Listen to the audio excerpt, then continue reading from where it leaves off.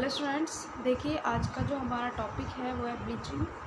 Bleaching में पहले भी आपको करा चुकी हूँ, तो इसमें थोड़ी सी आपका ब्लीचिंग का टॉपिक रह गया था, तो इसलिए मैंने आपको यहीं से कंटिन्यू किया है।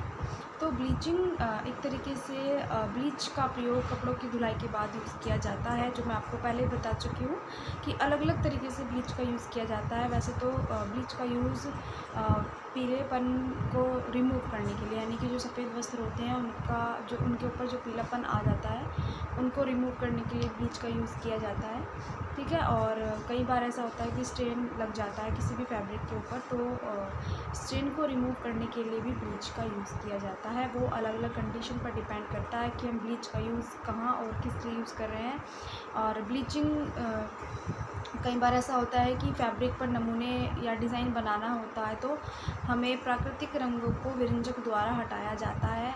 और विरंजक परिसज्जा का प्रयोग वस्त्र को उनके प्राकृतिक मटमैले रंग या बुनाई के समय के दाग धब्बे या अशुद्धियों से मुक्त किया जाता है। यानी कि जब हम किसी भी फैब्रिक की मैन्युफैक्चरिंग होती है, जैसे ही वो बुन के तैयार होके आता है, तो वो कई बार ऐसा होता है कि मशीनों में से निकल कर के आता है, तो वो कई बार स्टेन लग जाता है या ग्रीस लग जाती है, ऑयल का स्टेन हो जाता है, या नॉर्मल भी वो मशीनों में से निकल कर के आता है, तो वो पीलापन लिए हुआ होता है। तो लास्ट में क्या होता है कि उस पर अलग अलग तरह की फिनिशिंग दी जाती है, अलग अलग तरह की परिसज्जाएँ दी जाती हैं। तो ब्लीचिंग भी उन्हीं में से एक है कि वस्त्र के पीलेपन को रिमूव करना, दाग धब्बे यानी स्टेन्स को रिमूव करना, इन सब के लिए ब्लीच का यूज़ किया जाता है। फिर आता है उन पर सफ़ेदी लाई जा सके, यानी कि एक तो होता है कि पीलेपन को रिमूव करना। कई बार ऐसा होता है कि सफ़ेद जो शर्ट्स होती हैं, टी शर्ट होती हैं, उन पे पीलापन आ जाता है, तो उनको रिमूव करने के लिए और एक नई ताजगी लाने के लिए, फ्रेशनेस लाने के लिए उन पर ब्लीच का यूज़ किया जाता है। तो इन वस्त्रों पर कोई भी रंग या छपाई सुंदरता से की जा सके, विरंजक परिसज्जा का प्रयोग धागों तथा वस्त्रों पर किया जा सकता है, ठीक है। तो जो ब्लीच का यूज़ किया होता है वो ज़रूरी नहीं होता है कि वो फैब्रिक पर ही किया जाए। ब्लीच का यूज़ जो थ्रेड्स होते हैं वीविंग के टाइम, उन पर भी ब्लीच का यूज़ कर सकते हैं। जैसे मान लीजिए कोई थ्रेड डाई किया हुआ है और डाई के बाद उसको वीविंग करनी है, तो कई बार ऐसा होता है कि गलत कलर चढ़ जाते हैं, या वहाँ से वो कलर रिमूव करना है, या दूसरा कलर चढ़ चुका है, तो कई बार ऐसा होता है कि उन धागों पर ब्लीच का यूज़ किया जा सकता है। तो सामान्य रूप से sodium hydroxide, hydrogen peroxide, chlorine युक्त पदार्थों का प्रयोग विरंजक के रूप में किया जाता है, ठीक है। तो स्टूडेंट्स, ये जो हमारा ब्लीच वाला टॉपिक है यहाँ पे कंप्लीट हो चुका है। अब आता है हमारी साइनिंग प्रोसेस, ठीक है। तो अब देखिए इस प्रोसेस में क्या होता है कि यदि वस्त्र में चिकनी सतह की आवश्यकता होती है, या किसी फैब्रिक में चिकनी सतह की आवश्यकता होती है, तो साइनिंग प्रथम आवश्यक तैयारी की परिसज्जा होती है। क्योंकि देखिए व्यवहारिक रूप में सभी सूती वस्त्रों पर केवल रोए उठाए जाने वाले वस्त्रों को छोड़कर, यानी कि जो फैब्रिक होते हैं, जिन फैब्रिक पर हमें रोए उठाने हैं, उन वस्त्रों को छोड़कर के बाकी सभी वस्त्रों पर हमें साइनिंग प्रोसेस यानी कि साइनिंग परिसज्जा की जाती है।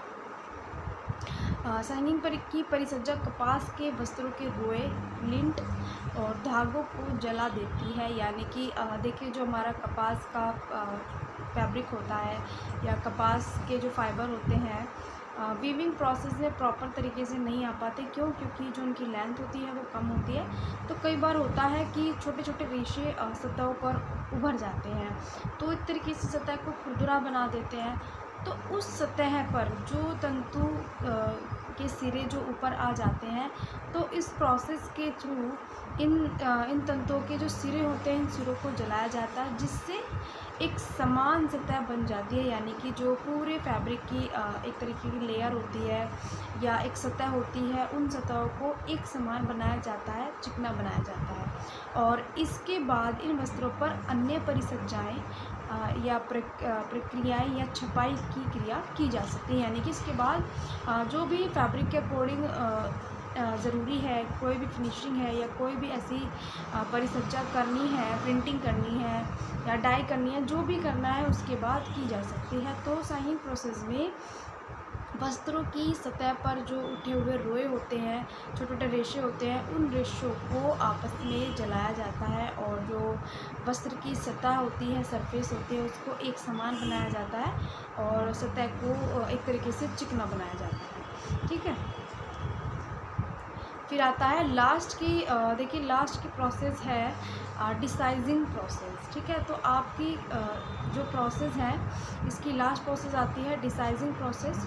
तो देखिए इसमें क्या होता है कि कुछ धागों से वस्त्र बुनने से पहले वार्प यार्न को डिसाइजिंग प्रोसेस के दौरान साइज मटेरियल जैसे कि स्टार्च, चाइना क्ले आदि का मिक्सचर लगाया जाता है। देखिए अब डिसाइजिंग प्रोसेस में क्या होता है कि जब हम किसी भी फैब्रिक की वीविंग करते हैं, ठीक है, वीविंग करने के टाइम जो हमारा वार्प थ्रेड होता है, 2 ही थ्रेड यूज़ होते हैं हमारे, वार्प और वेब। ठीक है।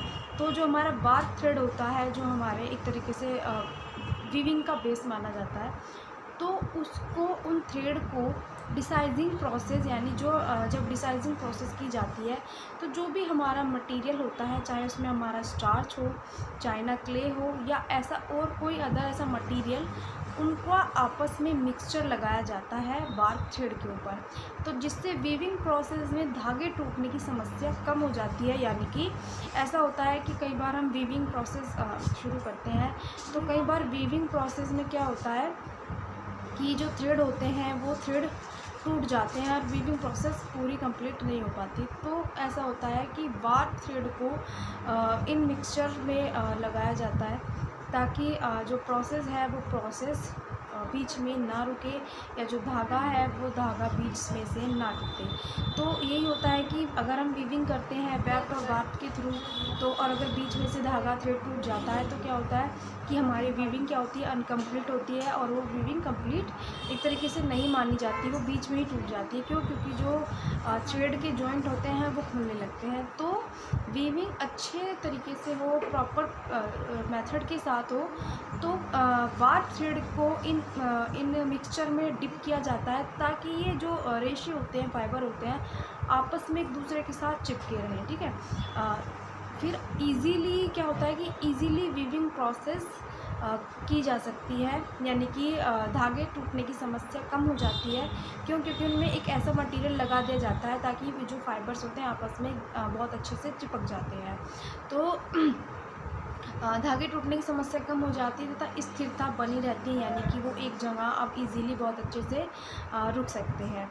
तो बुनाई प्रक्रिया के बाद वस्त्र पर उपस्थित स्टार्च, चाइना क्ले आदि को, यानी कि जब हमारा लगता है कि हमारा पूरा फैब्रिक वीविंग के थ्रू बुन चुका है, या हमारी जितने भी जगह में हमें वीविंग चाहिए होती थी या डिज़ाइन जो भी हमें चाहिए होता है, वो कंप्लीट होने के बाद क्या होता है कि जो भी हमने उस थ्रेड के ऊपर मिक्सचर लगाया है, चाहे वो चाइना क्ले हो या स्टार्च हो या कोई और ऐसा पदार्थ लगाया हो, ताकि हम रेशो को इजीली चिपका सकते हैं, आपस में जॉइंट कर सकते हैं, तो वीविंग प्रोसेस के बाद वो स्टार्च या चाइना क्ले आदि को रिमूव किया जाता है, यानी कि आदि को रिमूव करना ही डिसाइजिंग कहलाता है, यानी कि डिसाइजिंग प्रोसेस कहलाती है।